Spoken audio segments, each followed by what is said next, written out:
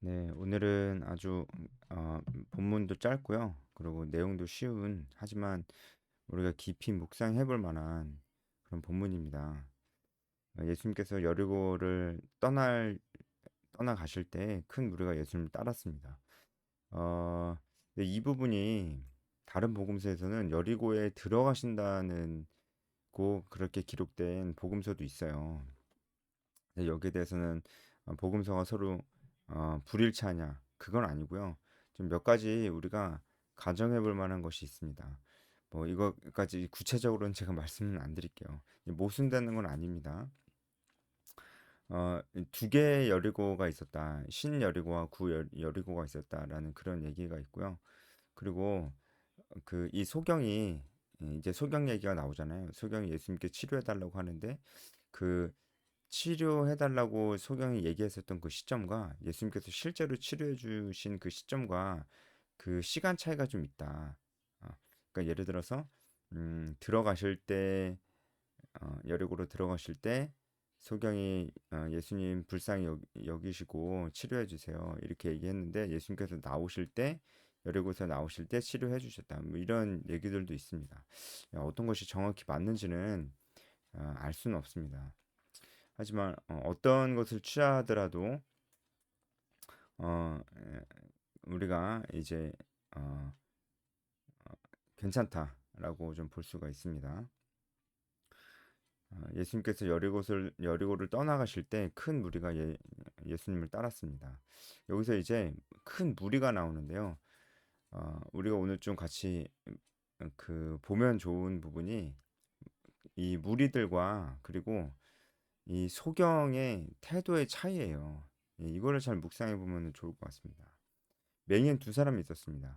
이것도 어, 다른 복음서에는 한 명밖에 기록이 안 돼 있어요. 예를 들어서 마가복음 10장 46절에 이 소경이 기록이 돼 있는데 한 명입니다. 그 이름도 우리가 너무나 잘 아는 이름이에요. 바디메오입니다. 한 명 있었고 그 이름이 바디메오라고 이렇게 기록이 돼 있어요. 그런데 여기는 지금 두 명이라고 돼 있잖아요. 맹인이 두 명이었다고. 이것도 불일치하는 것이 아니고 두 명이었습니다. 두 명이었는데 이 사실 위주로 기록을 했었던 마태는 그냥 두 명이라고 다 썼고 그 중에서 마가는 그 중에 한 명의 초점을 맞춰서 어, 썼기 때문에 마치 한 명밖에 없었던 것처럼 그렇게 썼던 거예요. 근데 두 명이었습니다. 두 명.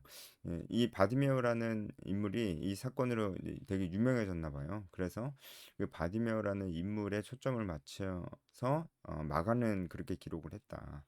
마태는 사실 위주로 기록했다. 그래서 두 명이라고 사실 위주로 써놨다. 근데 두 명이었던 걸로 보이죠. 두 명의 맹인이 길가에 앉았다가 예수님께서 지나가신다 함을 듣고 소리를 질렀습니다. 주여 우리를 불쌍히 여기소서 다윗의 자손이요. 여러분 이 고백이 아주 놀라운 고백입니다. 일단은 길가에 앉아 있었죠. 이 당시의 맹인들은 이렇게 구걸하면서 살지 않으면은 살아갈 수가 없었어요. 그래서 이제 구걸하려고 이렇게 있었고요. 그리고 예수님께서 지나가신 다음을 듣고 소리를 질렀습니다. 그러니까 예수님이 누군 줄 알고 이렇게 소리를 질렀겠어요. 누군지 분명히 알고 있죠? 어, 다윗의 자손 예수요. 분명히 알고 있죠? 그러니까 이거는 이 소경들이 예수님께서 오시기 전부터 예수님에 대한 소식을 들은 겁니다. 그리고 듣기만 한 게 아니라 예수님에 대한 믿음이 생긴 겁니다. 이분이 메시아구나. 이분이 다윗의 자손으로 오신 메시아구나. 그 얘기는 이 소경들이 이 하나님의 말씀도 알고 있었다는 거예요. 알고 있었고 알고 있는 것으로 그치는 것이 아니고 믿었습니다.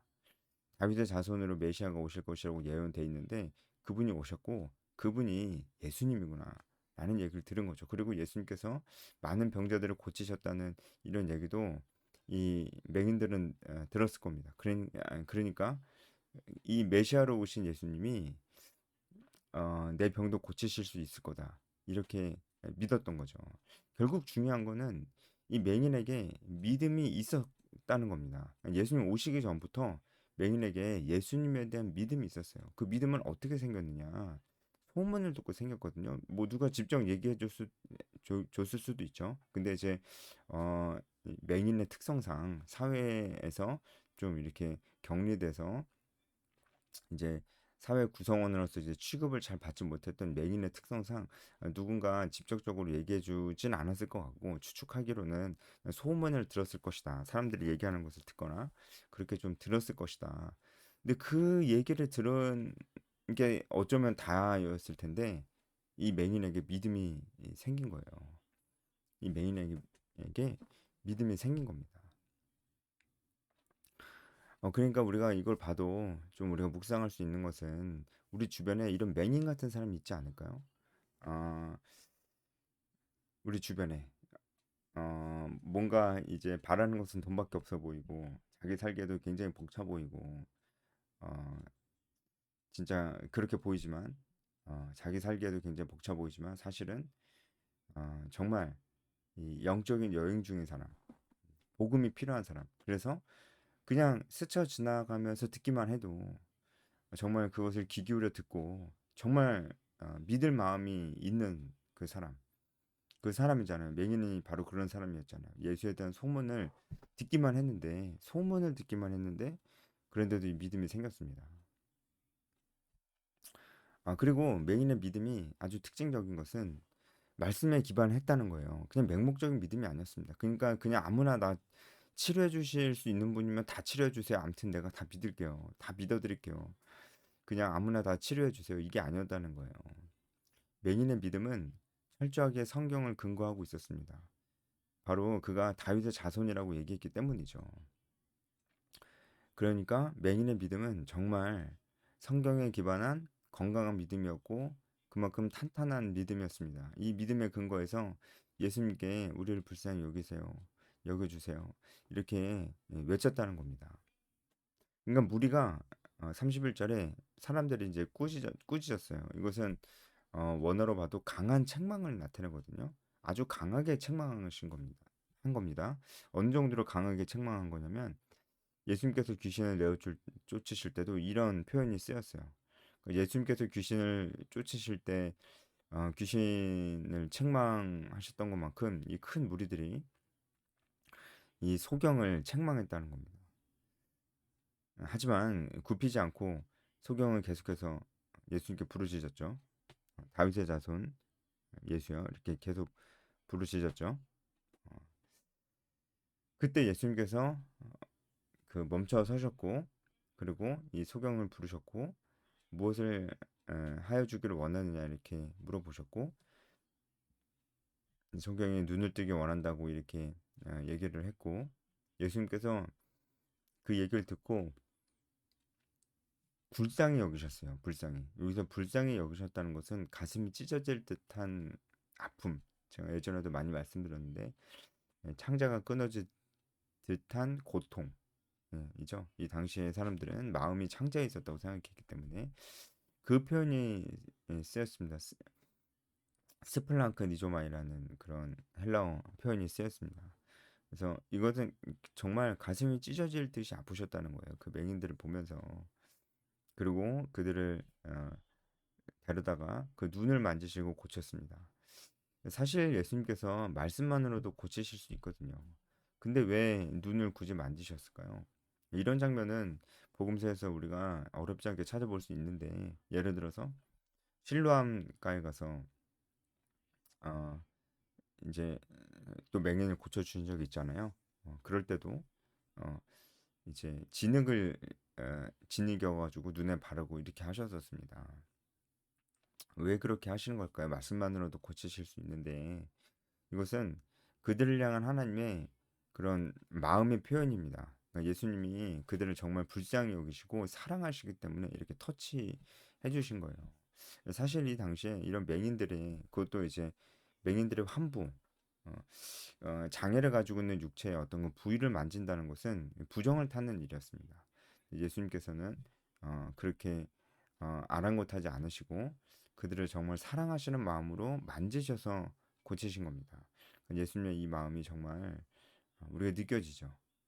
예수님께서 사랑하셔서 고쳤습니다. 그들의 믿음을 보시고 고쳤습니다.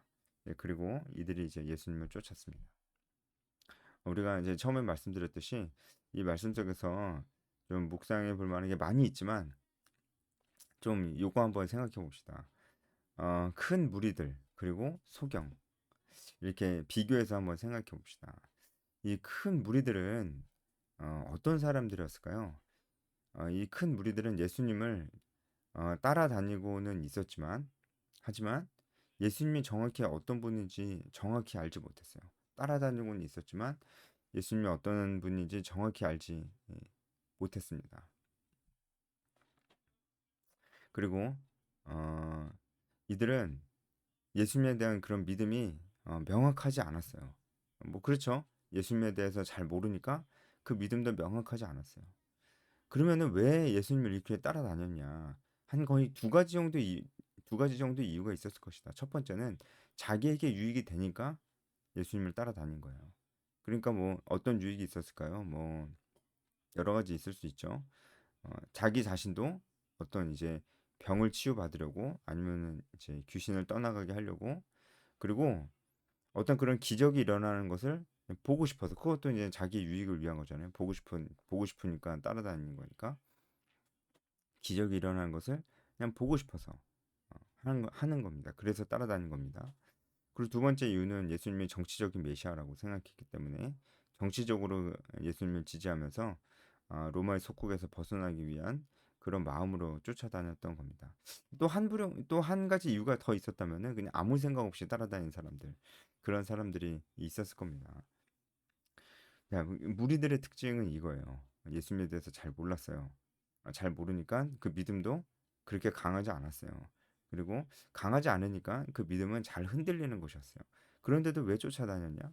그냥 사람들이 쫓아다니니까 혹은 자기도 고침받고 싶어서 그리고 뭐 기적이 일어나는 것을 보고 싶어서 결국은 다 자기의 유익 때문에 별 이유 없이 쫓아다닌 사람들이었습니다. 그래서 결국에는 이 무리들이 이제 정말 얼마 안 있다가 예수님을 십자가에 못 박으라는 그런 분노의 군중들로 다 바뀌거든요. 분노의 군중들로 다 바뀝니다. 그죠? 그래서 우리가 생각해 볼 만한 건 군중의 모습들, 그러니까 이 무리의 모습들이 내 모습이 아닌가 생각해 봐야 될 필요가 있습니다. 반면에 소경은 가진 것 없었어요. 정말 힘든 삶을 살았어요. 그럼에도 불구하고 예수님에 대해서 정확하게 알고 있었고 그 말씀에 근거해서 그들은 믿고 있었습니다.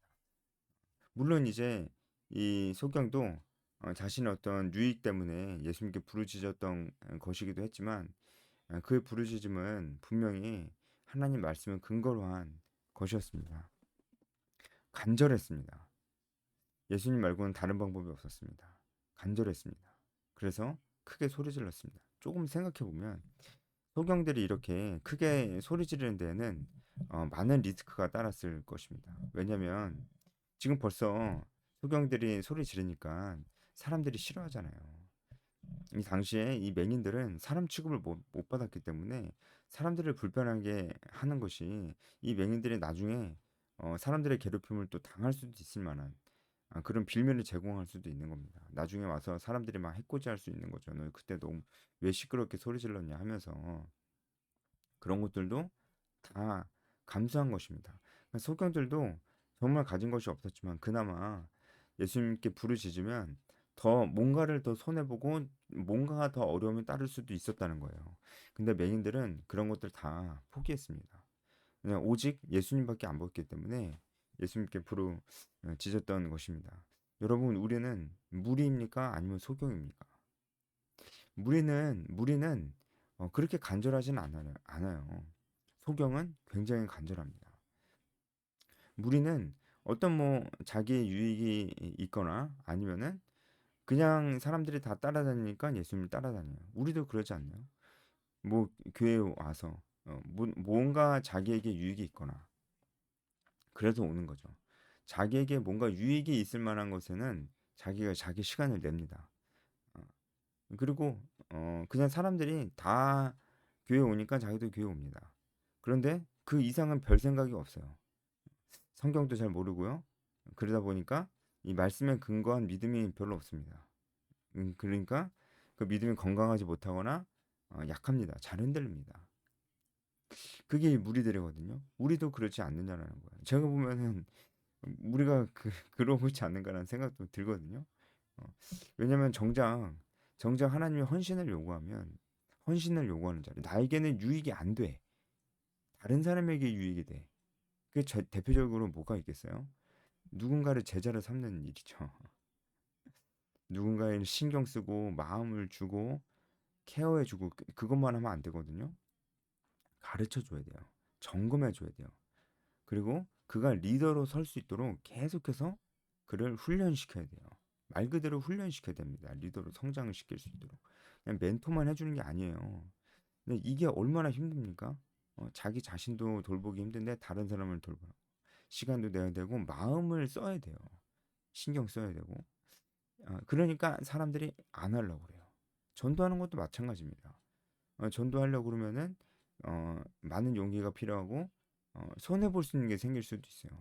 어떤 사람과의 관계가 안 좋아진다든가 그런 손해 볼 수 있는 일이 생기니까 안 합니다. 손해 보지 않는 선 안에서만 자기의 신앙생활을 하는 거예요. 주일에 그냥 예배 가고 그것도 자기 은혜 받는 것밖에 생각이 없어요. 이것도 다른 사람을 위한 건 아니에요. 자기 은혜 받는 것밖에 생각이 없는 그런 사람은 다른 사람을 위한 건 아니죠. 자기 자신을 위한 거죠. 자기 은혜 받는 것밖에 생각이 없으니까. 이런 사람, 이 큰 무리의 사람이 아닌가라는 거죠. 사람들이 다 교회 가니까 나도 가고, 그냥 자기가 유익이 얻을 게 있으니까 교회 가고, 그것을 위해서는 시간을 내는데 다른 사람을 위해서는 내지는 않습니다. 마음이 별로 간절하지도 않습니다. 소경들은 굉장히 이 맹인들은 굉장히 간절했는데 마음이 별로 간절하지도 않아요. 오히려 다른 것에 있어서 간절합니다. 뭐 돈 버는 거, 직장, 당장 내 눈앞에 있는 문제들 이런 것 때문에 더 간절합니다. 근데 그거 때문에 간절하다고 또 예수님을 맹인들처럼 간절히 찾지도 않아요. 우리가 무리에 속해 있는 사람이 아닌가라는 것이죠. 근데 정말 아이러니한 거는 예수님이 무리들 곁에 더 오래 있었을까요? 소경 곁에 오래 있었을까요? 무리들 곁에 더 오래 있었습니다. 무리들 곁에 예수님이 더 오래 있었음에도 불구하고 그들은 자기 곁에 있는 예수님을 귀한지 몰랐어요. 그분이 정확히 누군지도 모르고 찾지도 않았습니다. 근데 소경은 예수님 딱 한 번 봤어요. 처음 봤어요. 그것도 지나가고 있었어요. 그때 그렇게 간절하게 부르짖었던 거예요. 네, 우리가 진짜 이 소경 같은 마음을 가져야 됩니다. 그리고 이렇게 해야 됩니다. 자기가 손해 볼 것을 감수하고서라도 자신의 믿음을 하나님 앞에 이렇게 표현을 해야 됩니다. 그런 사람이 정말 필요하다는 생각이 듭니다. 여기까지 하겠습니다.